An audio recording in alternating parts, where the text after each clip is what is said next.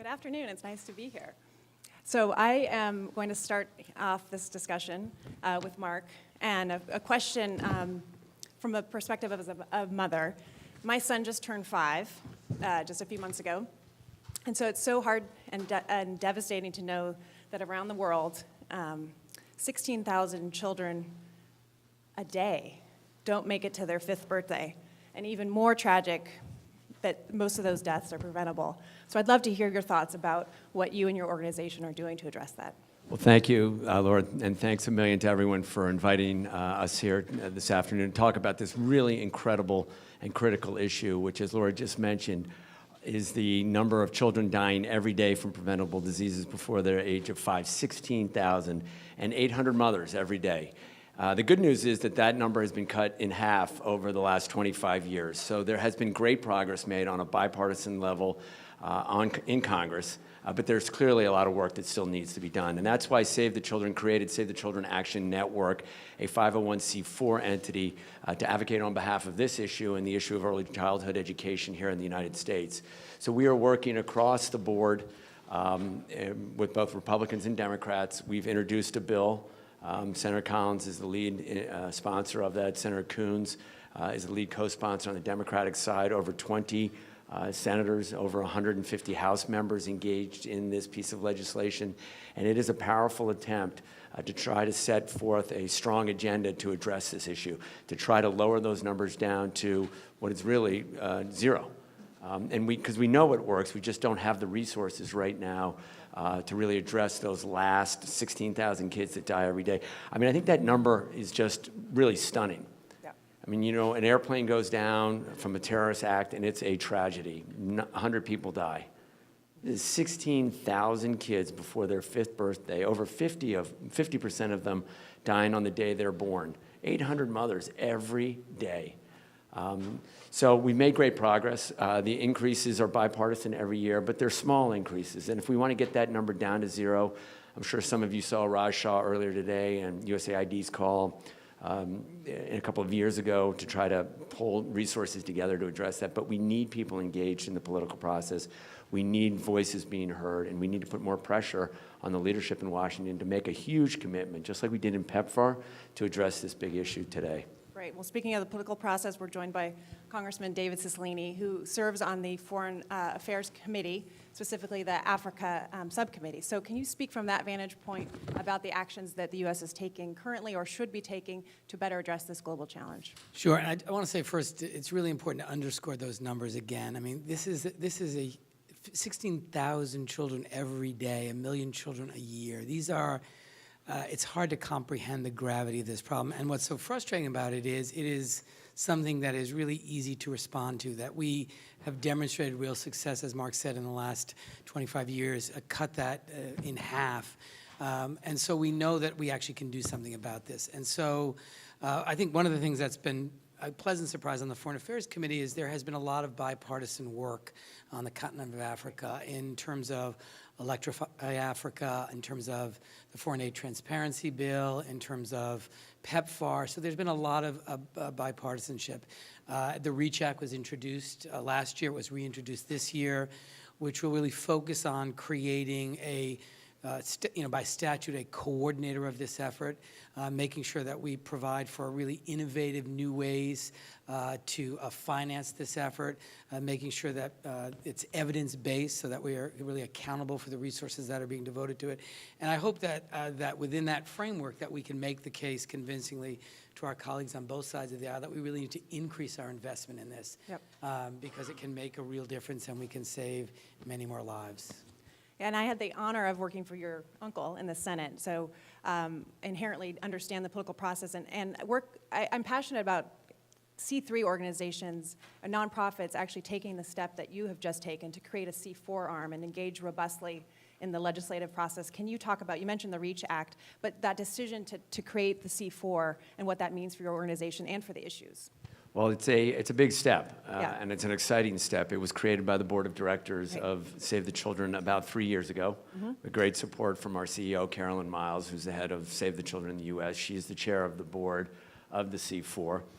It allows us to do a lot of the work that most C3s can do, the grassroots mobilization, using press smartly, letters to the editor, op-eds, blogs. It allows us to use policy and to go on Capitol Hill and to do the education work that's necessary so that people understand it, not only on Capitol Hill, the issues that we're talking about, not only on Capitol Hill, but in their districts as well. But then the fourth tool, and I hate that analogy of tool in the toolboxes, but it is the fourth piece, which is that we can engage in political races.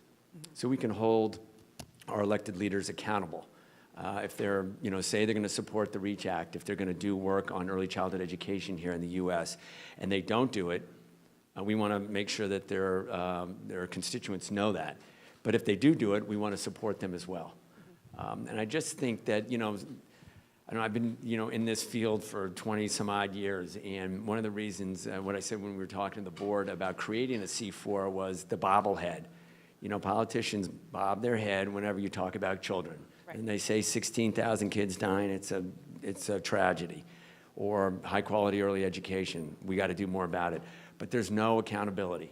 Right. Because poor kids in this country, and surely poor kids abroad, don't vote, they don't get political dollars, they don't have PACs. So our aspiration, if you will, I don't know if it's great to say it in this crowd, but I've said it before, is we want to be the NRA for kids. Right. We want to actually have great policies. We want to, as the Congressman mentioned, pursue policies like the REACH Act that are transparent, that are goal-oriented, that are specific, that have funding mechanisms behind it. And then we want to put pressure on politicians to support it. And if they don't, we want to make sure that they understand that their constituents will get upset about that. And frankly, if need be, vote them out of office. Because, kids are our most important resources. And when you have 16,000 children dying every day, and we're not doing enough to address that, 800 moms every day, then we should make sure that politicians know and feel some heat on that. Great. And speaking of, which politicians actually are champions, you mentioned, it's been becoming more bipartisan, but maybe you can toss out some names so we have some folks that we know we can. Sure. Betty McCollum is the lead sponsor in the House. Congressman Reichart is the Republican lead in the House. Senator Coons and Senator Collins. Senator Collins in the Senate. And I think I think it's really valuable that elected officials are accountable for their action or inaction in this area. And I think one of the other things that we have to continue to cause people to understand is that this is not only the single best investment we can make in children and women, but it's a question of economic security, it's a question of political stability. The best return on our investment is investing in children. When you look at the instability around the world, if we empower women and girls, we will help to transform not only our country, but the world. And so there's an economic argument, there's a political stability argument, and of course there's a moral responsibility. And I think holding elected officials accountable to understand this and be prepared not only to say these words, but to be supporting investments in these things in a real way is key. I think if I could just jump in, the Congressman laid out the arguments beautifully for it. That's why you're in Congress, because you're smart and you're on it. I think, when you look at the bipartisan support, Senator Collins is the lead, but we have Senator Hatch, Senator Rubio, both senators from Kansas, which is not exactly a liberal bastion state, are behind this because they understand that there is an ethical issue going on here. But just as you said, Congressman, the financial, the ROI, if you will, and this national security issue are there. We just got to keep pushing it, and that's why we need people to be engaged and to add their voice into this process, to either engage with the One Campaign or, say, the Children Action Network and be proactive, because I think it can move them. And I think to step back, these interventions are pretty basic. Can you describe a little bit of what could save a woman's life or save a child's life? I got them down here in my cheat sheet, but it's very simple things like dealing with pneumonia, dealing with diarrhea, medical care, the first 24 hours, making sure that the mothers, during the birthing process, making sure that the mothers know to put the babies on their chest, kangaroo care. Yeah. There are simple, family planning is obviously a big issue and a big part of it as well, so that children are spaced out and the parents know when the child is coming. It's a very basic, simple things that can make a profound difference in a life and death situation. Things we just take for granted here.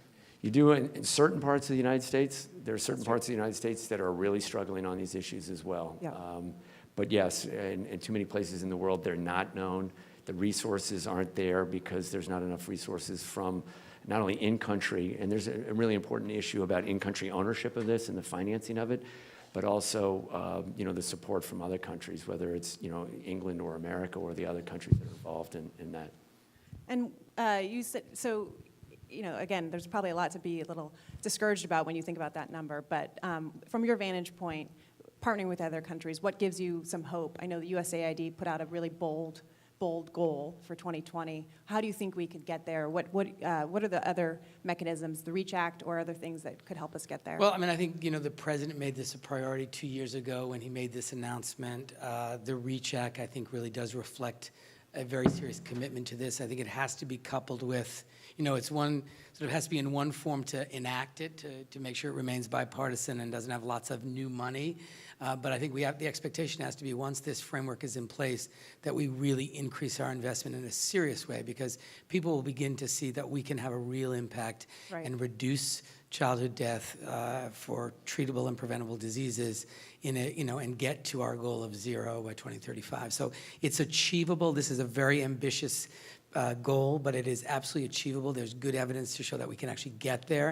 And I think when people start to see that and understand that we have a special responsibility in the world to lead in this effort, we make a difference when we do lead. And I think people on both the Republican and Democratic sides of the aisle have really understood the impact we can have through USAID and through our public health system on the continent of Africa, and we just have to keep pressing hard to convince our colleagues to do it and to do it now. Every day that passes is another 16,000 children who never get to see the rest of their lives. If I could just make one comment on that. We want to make sure that the REACH Act is passed and then there's resources behind it, but not at the expense of other programs that are working. We want to make sure that the federal government isn't robbing Peter to pay Paul. So there is within the bill ideas about looking at innovative funding mechanisms, whether they're development impact bonds, which are called in the U.S. social impact bonds, whether it is revolving funds or working capital funds. There's a whole series of proven financial ideas that need to be looked at and discussed so that they can be funded without taking resources from existing. And great new public-private partnerships that will be authorized. So we're just wrapping up here, but here we are at the Democratic Convention, and members of Congress are on every corner. What's the one message, either from both of you or just you, Mark, of someone should take out and say to their member of Congress or their senator going forward?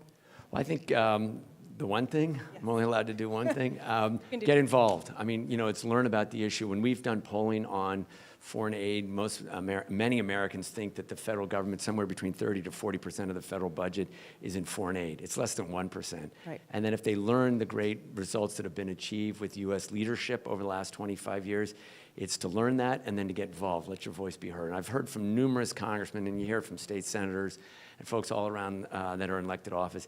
If you actually reach out, make a phone call, go to a town meeting and raise the issue, it makes a difference. And I think that's really important, because in a time of discouragement now where people don't think their voice can be heard, I think it can be. But you got to get involved. You got to get it in the arena. Well, on that, No, I was just going to say, in this Democratic convention where we're hearing arguments on the other side about sort of building walls and withdrawing from the world, I think it's important for elected officials to hear from their constituents that they understand that America has an important role to play in the world, that where we have in fact engaged in a thoughtful, meaningful way, we have improved the lives of people. And in many instances, it's only America that can do that, and we have to fulfill that responsibility, and this is a great example of where we can do that and be very proud of it. Well, on that hopeful call to action, I just want to thank you, Congressman Cicilline and Mark Shriver, and thank you to the audience. Thank you.